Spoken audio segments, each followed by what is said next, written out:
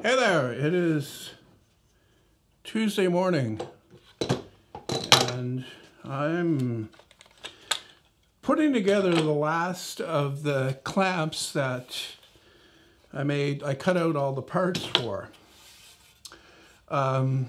Yesterday I finished up the ones that I started, and that basically involved putting the screws in, like the back here. It needs a screw. I don't know if it needs a screw because this doesn't see a ton of force. What this does is it keeps the jaw vertical, right? Or the pad.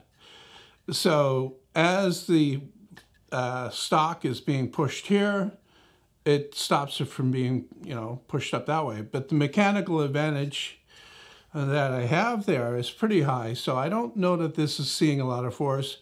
So therefore, the butt joints, the end grain butt joints might be just fine. But why take a chance when it's just a couple of screws? So you drill it out and you put in 2 3/4 inch screws. That, at the very least, that adds some strength there. And if it does crack, then it holds it together and it's not going to outright fail on you. Right? So I did the 2 Baltic birch ones that used to be the fence rail on my old fence before I rebuilt it to the new one on the new saw. And I did those. And this morning I cut up the, if you've been a long time viewer, you'll recognize these, or this is what's left of the bar. I made these clamps, I think it was the first year I was in this shop. I made those clamps. And I used them right up until I made the new ones, which are those, what are they called? Hardwood ones.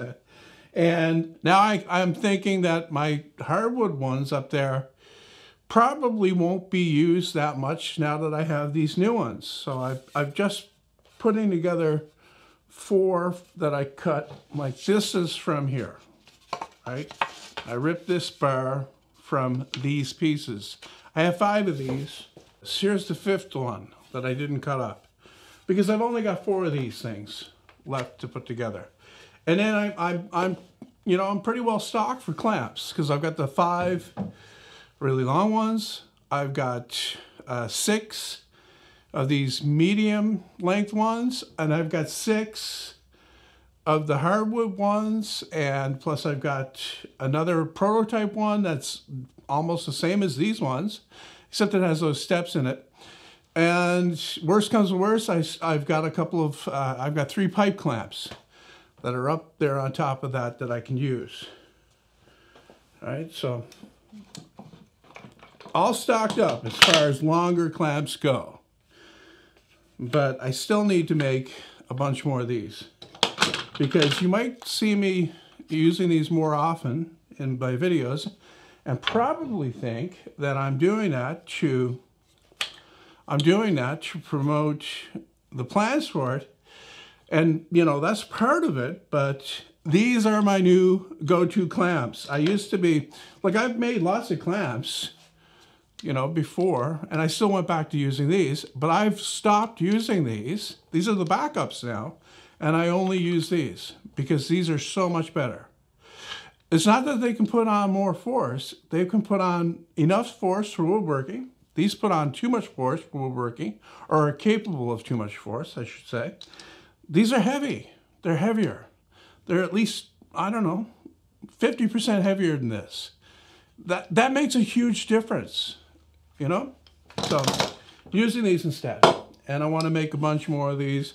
Except I want to make them just slightly smaller, use a 5/16 inch lead screw and narrow bar, like a downsized version of this, probably shorter capacity. So yeah, I was going to make a bunch more of those. I'm not going to do that this week. I wanted to do this video because I know a lot of people are probably stuck inside because everything being shut down and whatnot.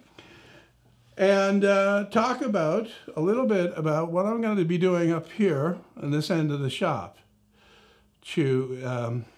as a part of my shop revitalization or remodel or whatever you want to call it.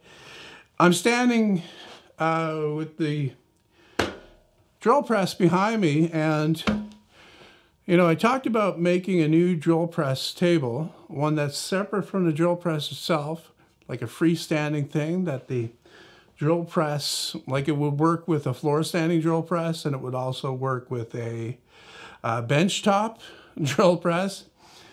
And, you know, eventually I'm going to get back to that project, but I'm thinking that for this week, because I want to get a project done this week, I'm actually going to rebuild my existing table on here.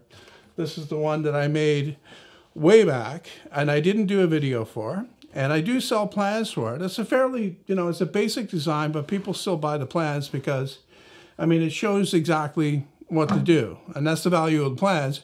You don't have to guess, right?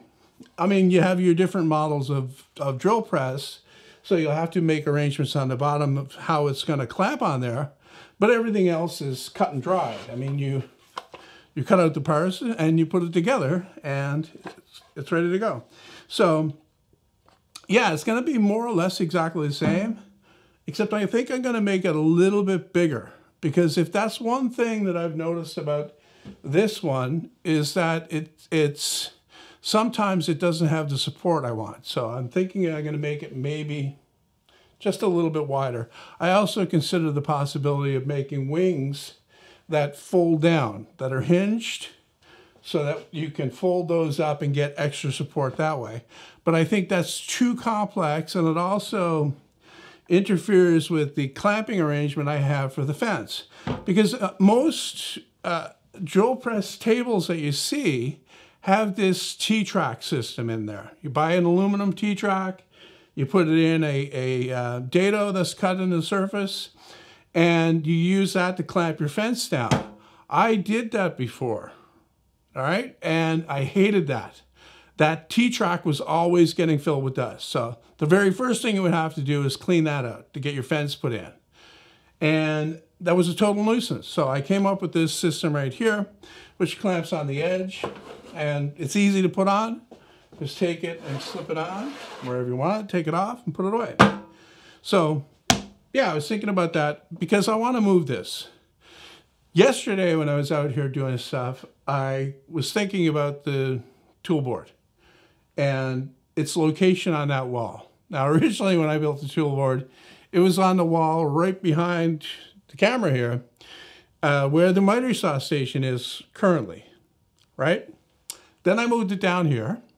I actually moved it without, you know, taking the tools off, and nearly lost it. That was fun. I'm thinking that it'd be better, because I'm going to build a new one, to put it over here and move the drill press over here, okay? Because the bandsaw is now in that corner over there. So I've got the bandsaw, will be the drill press cabinet on the wall behind it, the new one that I'm going to build. I'll move this one over temporarily. And that'll give me this corner over here to put some kind of a new tool. I was talking about a 6x48 belt sander. That could go in there. Or something else that I think I need more. I really, you know, when I'm thinking about a 6x48 belt sander, I need it. But then I'm thinking, how often will I need it? I know that when you have a tool and it's set up and ready to go, you're going to use, you know, a lot. You're going to use it often. You're going to find things that you would have, you know, done some other way, like especially with hand sanding, and you'll be using that new tool. I'm going to move the workbench a little further this way, and when I build the new one, it'll go in the same place. The new one is very much the same size as this one right here. My shop is 13 feet wide, 27 feet long. And when you consider all the stuff that I have up in the front there, that shortens it up considerably because, you know, I've the scrap wood closet down there that's almost, I think it's more than 30 inches deep. It's almost 3 feet deep. And then beside that is all that other stuff, which is 4 feet deep. So that's cutting into the length of the shop. So I have this space up here. It's not really being used because the tool board is there, and so I can't block that, right? Now the same thing could be said over here, but then all I need to do is maintain that space between the workbench, which is in the middle of the floor where it needs to be, and the tool board that's behind me. See, when I measure over to the wall, to my workbench as it is right now, I have 6 feet. If I move this down another foot, I still have 5 feet space here to put the drill press, the bandsaws over there free and clear, the 2 sanders that I use often, the spindle sander and the belt disc sander is right there. This corner could be that bigger sander, and I'm thinking that's probably the best project that I could make next, like big project. And then for clamps, because I need a place to put the clamps, I was thinking that wall down there, that area that I just finished, like that big blank empty wall, that would be perfect for clamps, but then it would interfere with the opening of the door on the cabinet above. But not if I spaced it away. So I'll have to try to see how much space I have there, and I'm thinking probably that would be the best thing, like the best place for those bigger, longer clamps, because you don't need those all the time, right? I'm mostly using the smaller clamps. And I'm thinking the smaller clamps would be better in a drawer in the new workbench. That would be one of the things that would be in one of the drawers that I want to put in the new workbench. It's going to be 3 drawers. I'm seeing one with, say, chisels and screwdrivers in it. I'm seeing the next one with like marking tools and various other things. You know, some of that stuff will come off the tool board. And then the third one could be clamps. Both these good wooden clamps, the smaller ones, plus spring clamps. Because I use spring clamps quite often as well. So what do you think? Leave your thoughts in the comments on my new plan.